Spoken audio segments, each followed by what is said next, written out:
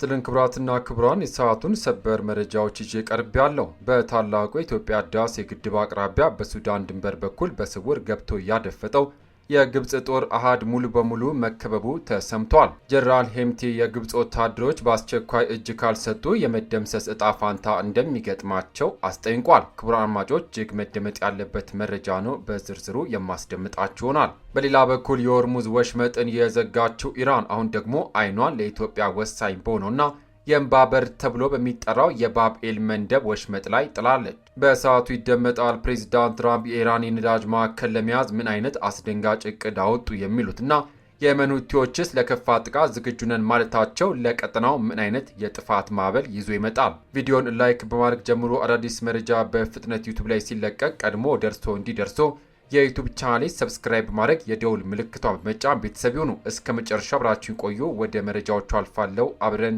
እንከታተለው።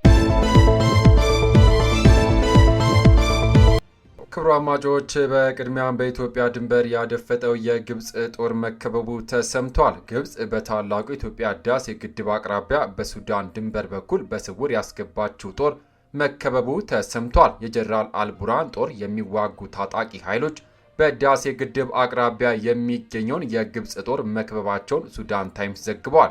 በሱዳን ጦር ሽፋን በታላቁ ህዳሴ ግድብ አቅራቢያ የሰፈረው የግብጽ ጦር የተከበበው በጀነራል ሐምዳን ዳጋሎ ሄምቲ በሚመራው ፈጥኖ ደራሽ ኃይል ነው። በጀነራል ሄምቲ የሚመራው የሱዳን ፈጥኖ ደራሽ ኃይል አርኤስኤፍ እና በአብዱልአዚዝ አልሂሉ የሚመራው የሱዳን ህዝባዊ ነጻነት ንቅናቄ ኤስፒኤልኤምን የግብጽን ጦር ከበባ ውስጥ አስገብተው እጅ እንዲሰጥ እየጠየቁ ነው ተብሏል። የግብጽ ጦር ከበባ የተፈጸመበት ከኢትዮጵያ ጋር በሚያዋስነው የሱዳን ብሉ ናይል ግዛት ውስጥም ሲሆን በጀነራል አልቡርሃን ጦር ሽፋን ተሰጥቶት በድብቅ የሰፈረ መሆኑ ተሰምቷል። በኢትዮጵያ ድንበር አቅራቢያ የሚገኝ የግብጽ ጦር አሃድ 640 ወታደሮችና መኮንኖች ያቀፈ መሆኑን የሱዳን ታይምስ ዘገባ ያመላክታል። ከኢትዮጵያ ድንበር በቅርብ ርቀት ላይ ልዩ ስሙ ሳሊ ተብሎ የሚጠራው አካባቢ ሰፍሮ የሚገኘው የሱዳን ጦር ከበባ ውስጥ የገባው የሱዳን ጦር ተሸንፎ ካፈገፈገ በኋላ መሆኑ ተጠቁሟል።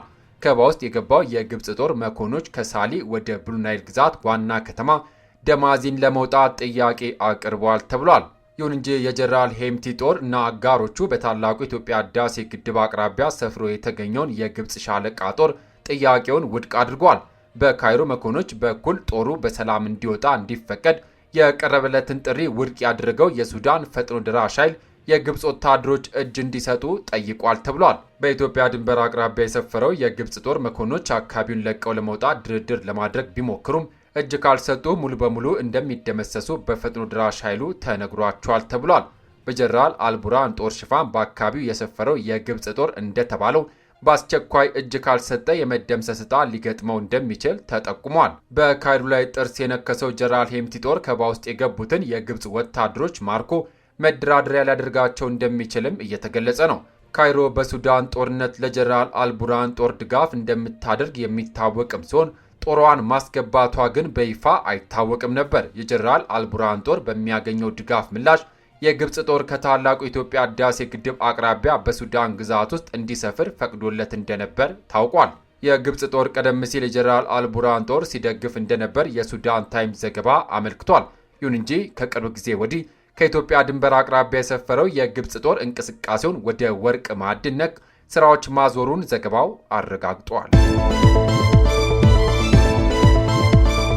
ወደሚቀጥለው ዜና ከመሸጋገራችን በፊት ለቻናላችን አዲስ የሆናችሁ ሰብስክራይብ ማድረጋችሁን አትርሱ። አሁን ደግሞ ወደ መካከለኛው ምስራቅ ውጥረት መረጃዎች እንለፍ። ኢራን ልትዘጋው ትችላለች ተብሎ የተዘጋው ለኢትዮጵያ ቅርብ የሆነው ወሳኙ መተላለፊያ የባብኤል መንደብ ስጋትና የኢራን ዛቻ።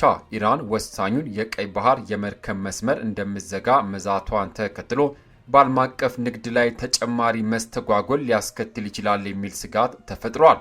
ኢራን የሆርሙዝን ወሽመጥ ዘግታለች። ይህም ነዳጅ ከፋርስ ባህረ ሰላጤ እንዳይወጣ አድርጓል። አሁን ደግሞ አይኗን በኤደን ባህረ ሰላጤና በቀይ ባህር መካከል በሚገኘው የባብኤል መንደብ ወሽመጥ ላይ በመጣል የአካባቢውን የንግድ እንቅስቃሴ ለማደናቀፍ እየዛተች ነው። ኢራን የአሜሪካ ወታደሮች በግዛቷ ላይ ከተሰማሩ ጦርነቱን ወደ ሌሎች ግንባሮች ማስፋት እንደምትችል ተናግራለች። የባብኤል መንደብ ወሽመጥ ከዓለም ስትራቴጂካዊ የባህር ወሽመጦች አንዱ እንደሆነም ይቆጠራል።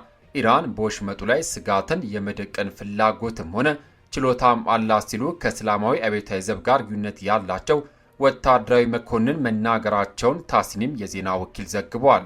በሌላ ዜና የአሜሪካ ማስጠንቀቂያና የትራምፕ እቅድ። አሜሪካ ዋና የነዳጅ ተርሚናል የሆነውን የካርግ ደሴትን ካጠቃች ኢራን የባህር ወሽመጡን እንደምትዘጋ አስፈራርታለች። የአሜሪካው ፕሬዝዳንት ዶናልድ ትራምፕ የኢራን ነዳጅ መውሰድ እንደሚፈልጉና ደሴቲቱን ለመያዝ እያሰቡ እንደሆነ ተናግሯል። የባብኤል መንደብ ወሽመጥ ለምን አስፈላጊ ሆነ ካልን የባብኤል መንደብ ወሽመጥ በቀይ ባህርና በአረቢያ ባህር፣ በየመን፣ በአፍሪካ ቀንድ፣ በጅቡቲና በኤርትራ መካከል ይገኛል። ከህንድ ውቅያኖስና ከኤደን ባህረ ሰላጤ የሚመጡ መርከቦች ወደ ስዊዝ ቦይ ለመድረስ በወሽመጡ በኩል ማለፍ ይጠበቅባቸዋል። በ115 ኪሎ ሜትር ርዝመትና 36 ኪሎ ሜትር ስፋት ያለው ሲሆን በአውሮፓውያኑ 1869 የስዊዝ ቦይ መከፈቱ ወሽመጡን በዓለም አቀፍ ንግድ ውስጥ የማይተካ አገናኝ መተላለፊያ አድርጎታል።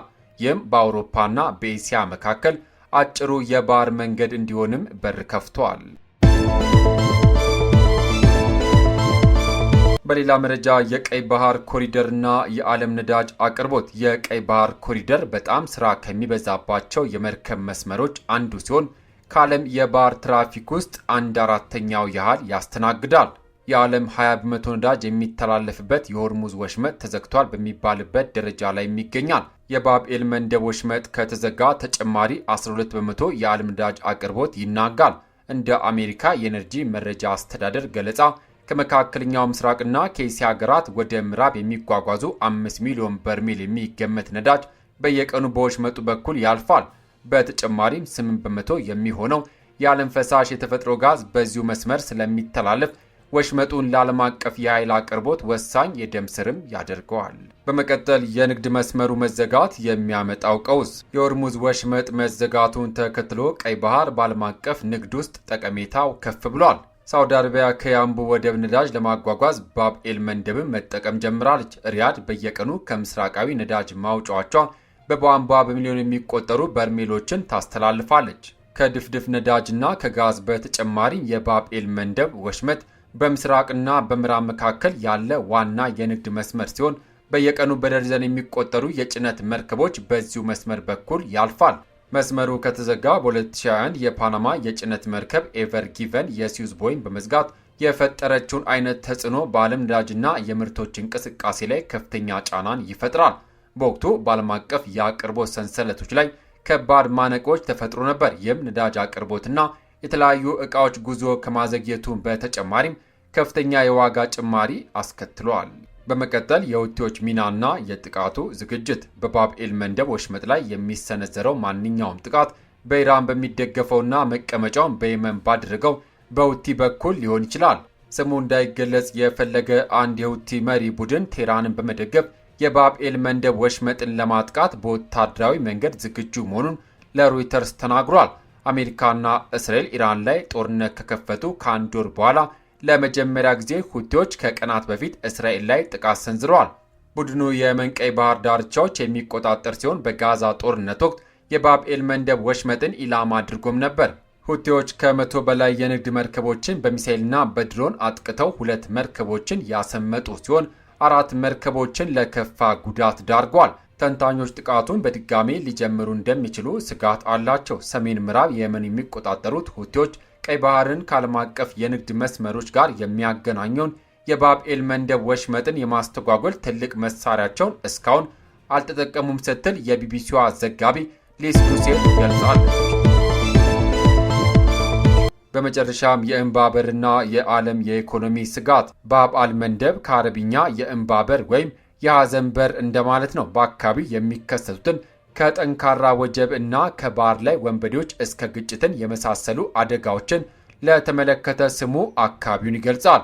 የባህር መስመሩ መዘጋት በሆርሙዝ ወሽመጥ ምክንያት የተዳከመውን የዓለም ነዳጅና የጋዝ አቅርቦትን የበለጠ በማወሳሰብ የዋጋ ንረቱን ያባብሷል።